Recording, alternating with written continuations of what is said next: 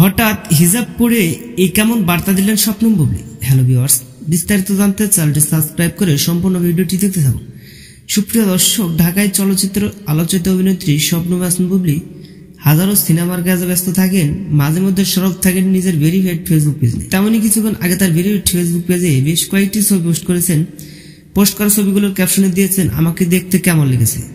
তবে শবনম বুবলির পোস্ট করা ছবিগুলোতে দূর দূরান্ত লোকে দেখা যাচ্ছে।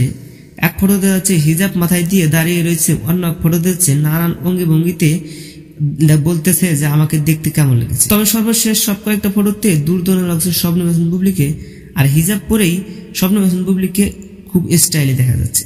তো সুপ্রিয় দর্শক, শবনম বুবলির এমন লুক দেখে আপনি কি ভাবছেন সেটা ভেবে কমেন্ট করতে পারেন নিচে কমেন্ট বক্সে।